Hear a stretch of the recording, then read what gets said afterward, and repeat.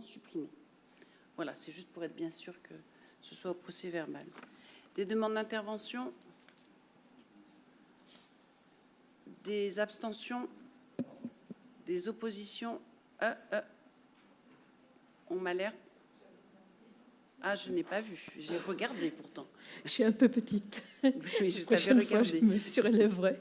Ok, donc on reprend les délibérations. Juste une observation. Je voulais dire que depuis le début de ce Conseil, on a voté beaucoup de rapports à l'unanimité. D'ailleurs, c'est une bonne chose concernant effectivement le bien vivre de la population. C'était d'ailleurs le titre de l'un de ces rapports, puisqu'il a été question effectivement des mobilités, il a été question du bien manger, il a été question du bien vivre. Et là, il s'agit aussi de prendre soin de la population de nos quartiers populaires, qui sont effectivement parmi les plus fragiles. Je voudrais dire que cette question de prendre soin des habitants, elle a du sens aujourd'hui, elle en a toujours eu, mais je crois que c'est une des questions qui doit nous interpeller en fonction de ce qui s'est passé ces dernières semaines. Et je voudrais dire que cette unanimité qui s'est manifestée ici depuis le début, je regrette qu'elle ne se traduise pas aussi au niveau des financements, puisque, comme on l'avait déjà remarqué, la baisse très importante de la participation du conseil départemental au financement du contrat de ville est une question qui est préoccupante. Les habitants, effectivement, des quartiers de politique de la ville, plus encore que les autres, pas exclusivement, puisqu'on a aussi parlé des habitants de communes rurales qui peuvent aussi ressentir de l'isolement, de l'exclusion, mais c'est vrai aussi pour nos quartiers, et c'est dommage que cela ne se traduise pas par des engagements, effectivement, d'un meilleur niveau de l'ensemble des participants. Merci Yvonne. D'autres demandes d'intervention? Guillaume Mainguy et David Le Goff. Merci Madame la Présidente. Alors, je n'ai pas l'habitude de répondre à ce genre d'attaques, mais comme elles sont de plus en plus fréquentes, je vais le faire. Il se trouve que le conseil départemental est une collectivité qui, depuis l'adoption de la loi NOTRe et la loi MAPTAM, n'a plus la clause de compétence générale. Il intervient donc dans des domaines prioritaires. Il se trouve que depuis quelques années, là récente, il se trouve dans une situation budgétaire complexe, comme quasi l'ensemble des départements de France. Et je vais vous donner deux chiffres qui, je pense, parlent d'eux-mêmes, mais qui sont peu connus. Le département du Finistère, entre 2022 et 2024, a vu ses dépenses de fonctionnement augmenter de 70 millions d'euros de manière contrainte sur ses politiques obligatoires. Et dans le même temps, ses recettes amputées de, on l'estimait en début d'année à 40 millions d'euros, on va probablement s'approcher près des 50 millions d'euros. Donc plus 70 millions d'euros d'un côté, moins 50 millions d'euros de l'autre. Il y a un moment, il y a une équation budgétaire qui se pose à lui. Il ne juge pas de la pertinence de ces politiques portées par le contrat de ville et d'autres politiques. Il ne le juge pas, il les trouve pertinentes, mais il y a un moment, dans une équation budgétaire telle que celle-là, il doit faire des choix. Et ça, je pense que c'est entendable par tout le monde. Merci. Alain Legrand et David Le Goff. Bon, moi, sincèrement, je ne vais pas répondre à ces petites attaques que Guillaume il a très bien résumées. On n'a pas à se justifier non plus. Bon, Guillaume le fait un peu, mais quand je regarde ce qu'injecte le département sur le territoire, sur le mandat, je crois que c'est unique. Donc, et QBO est bien servi d'aller chercher des petites polémiques telles qu'on le vit de temps en temps. Ça faisait longtemps que ce n'était pas arrivé. Moi, je ne trouve pas ça tellement acceptable. Moi, ça me fait siffler les oreilles. Et à chaque fois, je rends compte à Maël de Calan, à notre président. Je dis, mais à un moment donné, J'ai l'impression qu'à chaque fois qu'on vient, mais ça s'était calmé, hein, Madame la Présidente, mais à chaque fois qu'on passe en séance à QBO, il y a certains élus de la majorité, donc de la Présidente, qui ne peuvent pas s'empêcher d'essayer d'envoyer une ou deux flèches par-ci par-là. Tout à l'heure, j'aurais très bien pu aussi reprendre un peu les propos qui ont été dits par rapport aux subventions de la région, qui, quand je compare à ce qu'on met nous sur le territoire, sont très peu significatifs, j'ai envie de dire. Donc, s'il fallait rentrer dans ces petites attaques permanentes, je sais, Madame la Présidente, on avait convenu quand même d'éviter ce principe. Maintenant, moi, j'ai envie de dire, et je connais un petit peu les enveloppes qui sont allouées sur le territoire, si vous n'en voulez pas, de manière générale, ou si vous n'en voulez plus, continuez comme ça. Parce que moi, je vous dis clairement, je n'ai pas pour l'habitude de me cacher, hein. Je verrai demain Maël de Calan, en plus ça tombe bien, parce que j'ai rendez-vous avec lui à 10h. Je vais dire qu'à partir du moment où on est engagé auprès d'un territoire et qui est systématiquement, c'est pour nous envoyer 2-3 flèches à chaque séance, je ne trouve pas ça acceptable. Voilà, le président de Calan souhaite avoir une politique équilibrée dans la répartition des engagements financiers du département sur le territoire. Moi, franchement, quand j'entends ça, ça ne me donne pas envie. Voilà. Alors vraiment, je suis stupéfaite. Déjà, j'étais étonnée que notre collègue Guillaume Mainguy intervienne, non pas sur le fond, parce que justement, on est dans un débat démocratique, mais il me semblait important de préserver les fonctions professionnelles. Du coup, je m'attendais plutôt à entendre des élus départementaux intervenir. Mais alors, votre intervention, pour moi, d'abord, je l'appréhende comme une espèce de menace qui n'a pas lieu. Je n'ai plus envie de verser. Ce n'est pas une histoire d'envie ou de pas envie. C'est d'abord de l'orientation politique. Et ensuite, j'ai envie de vous dire, heureusement qu'on est dans une instance démocratique et que certains regrets, comme ce qu'a exprimé notre collègue Yvonne Rennereau, peuvent s'exprimer tout de même. Ce n'est pas une pique à l'attention de qui que ce soit, c'est un constat, une déception, une inquiétude aussi, je pense. Moi, je peux aussi, puisqu'on en rajoute une couche, je peux redire mon inquiétude de la baisse du subvention du département à la mission locale, par exemple. Et vous savez très bien, on en a parlé. Je crois vraiment qu'on peut exprimer nos inquiétudes, des inquiétudes. Il n'y a rien en plus, pour le coup, si vous pensez que je suis dans le contrôle des élus, en ayant connaissance de ce que chacun va pouvoir exprimer et qu'il y a une règle de non-intervention, ça ne marche pas comme ça. Ensuite, je tiens à dire que la présidente que je suis n'a pas de majorité. Et c'est ce que j'ai rappelé dans mes propos liminaires, c'est que nous travaillons dans l'intérêt général et qu'après, voilà, il y a des élus qui s'expriment pour eux-mêmes et c'est bien naturel. C'est lors des conseils municipaux que oui, il y a une majorité et 2 groupes de minorités. Mais là, c'est pas comme ça qu'on fonctionne. On a encore le droit de s'exprimer sans avoir une espèce de menace sur si vous dites des choses concernant le département, on n'a plus envie d'y aller. Quand même, on ne travaille pas comme cela. C'est une question de priorité. Et si c'est une question de priorité politique, les priorités de la majorité départementale, ce sont les priorités de la majorité départementale, libre à la collectivité qui observe une baisse sur des lignes qui apparaît pour certains prioritaires, de le regretter. C'est juste le débat démocratique. David Le Goff. Merci. Moi, c'était juste pour faire... Enfin, on est effectivement, vous l'avez bien dit, dans une assemblée, on peut s'exprimer librement. Je pense qu'il ne faut pas confondre remarque et attaque. Et je trouve qu'il est tout à fait logique que les élus que nous sommes puissent éventuellement, et je rejoins parfaitement Yvonne sur l'inquiétude qu'on peut avoir par rapport à l'accompagnement des publics, plus spécifiquement sur le quartier prioritaire.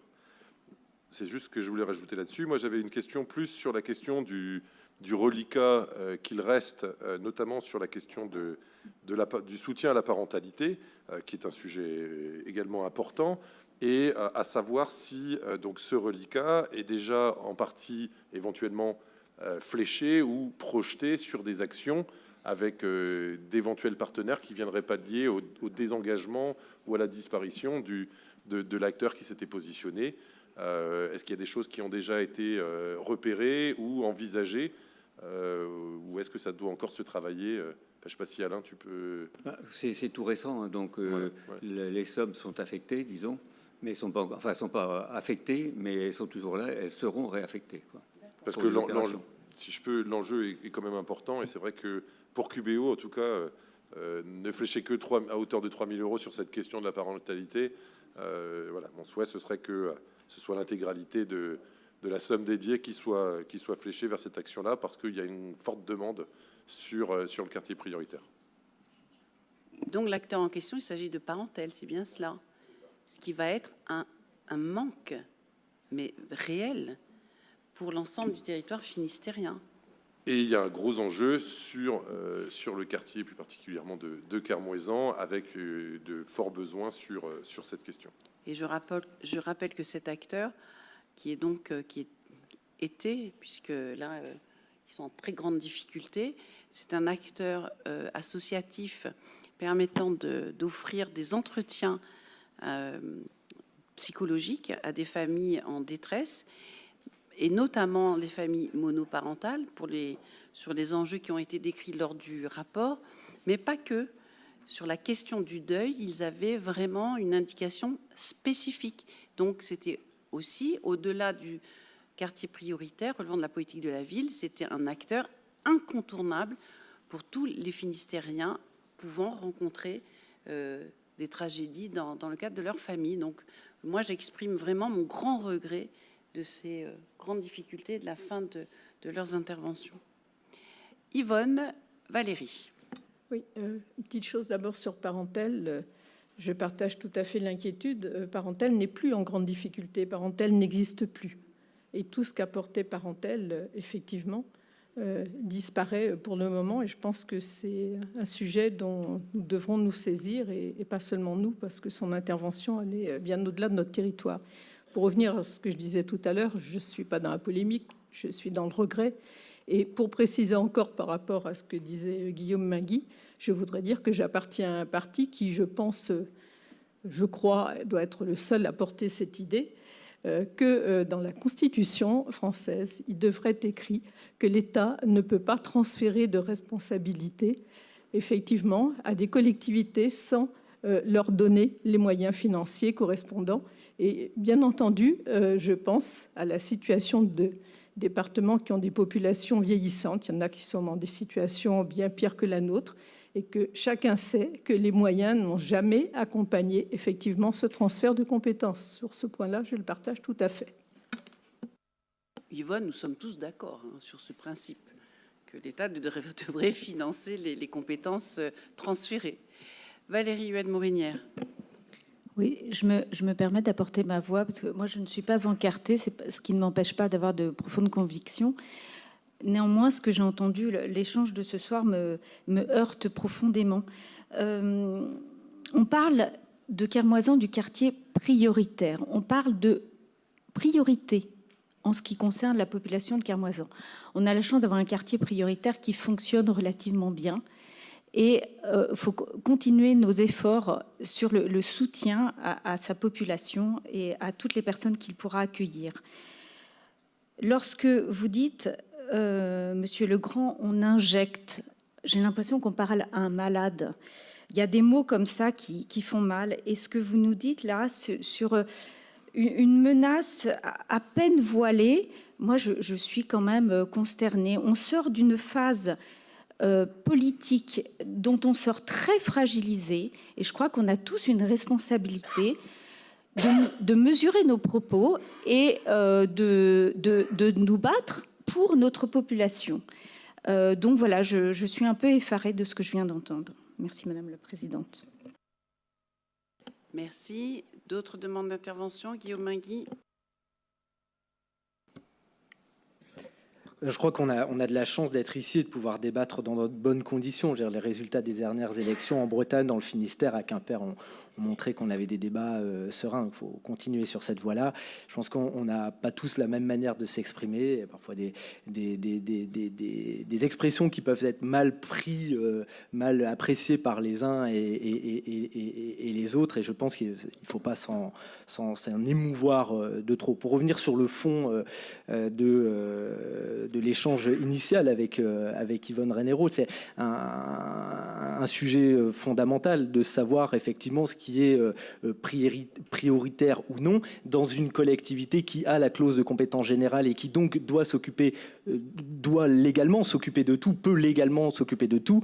C'est une chose, c'en est une autre dans une autre collectivité qui avait la clause de compétence générale et qui a donc agrémenté depuis depuis les années 80 des tas et des tas de politiques et qui perd cette clause de compétence générale. Et effectivement, ce sont des quartiers prioritaires. Le département intervient dans les quartiers prioritaires, finance les actions dans les quartiers prioritaires, mais sur ces politiques obligatoires. Voilà pourquoi il y a une évolution dans un contexte budgétaire qu'encore une fois, personne ne peut ignorer. Il n'y a pas de. Là, je n'ai parlé, Madame la Présidente, pour revenir sur ce que vous disiez tout à l'heure, je n'ai parlé que de faits. Que de faits. Oui, j'ai bien entendu que sur le fond, il y avait matière à échanger. C'est pas le sujet, mais je maintiens que c'est des questions de choix politiques. Et d'abord, je trouve qu'il n'y a absolument pas de difficulté à avoir des émotions, y compris en instance. On peut s'émouvoir de certains propos, surtout quand on y travaille depuis extrêmement longtemps et qu'on sait très bien de quoi on parle, quand d'autres n'y sont pas vraiment. Et donc, quand il y a des dispositifs, il y a des réalités, il y a des hommes et des femmes derrière ces dispositifs d'accompagnement. Et donc, moi, je comprends complètement la position de Valérie Houët-Mounière et je la partage à 300%. Merci Valérie. Fourreau voulait intervenir. Vous comprenez que voilà, moi aussi, au bout d'un moment, il y a des vraies situations qui reviennent du côté de la prévention. Et quand on supprime, c'est un échange sur le fond.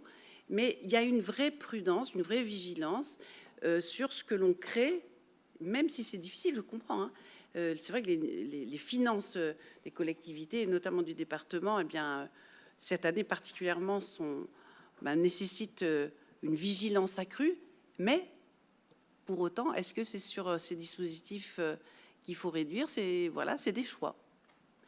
Fourrour. En fait, moi, c'était pas une demande d'intervention. Je faisais des commentaires, mais c'était par rapport à Guillaume Mangui. Ce qu'il dit, il a raison, sauf que il y a des injonctions un peu contradictoires quand le département désigne un vice-président en charge de l'économie, alors que l'économie n'est pas dans les compétences du conseil départemental. Ça prête à confusion. Donc, on ne peut pas d'un côté dire on ne finance pas parce que voilà, et de l'autre côté mettre des VP qui n'ont pas lieu d'être. Et je regrette aussi les propos d'Alain Lecran parce que on ne dit jamais d'une collectivité, même si peut-être c'était pas vos propos, mais en tout cas cela a été ressenti de cette façon-là, que si vous n'êtes pas gentil, vous n'aurez pas des subventions. J'imagine que c'était pas du tout votre intention, mais tel que ça a été dit, ça peut être très choquant pour les élus que nous sommes. Merci. D'autres demandes d'intervention? Tout le monde a pu s'exprimer. Donc, nous revenons à notre contrat de ville. Et il nous est proposé de m'autoriser à signer les conventions pour le versement des subventions et de verser les subventions correspondantes à la programmation pour l'année 2024. Est-ce qu'il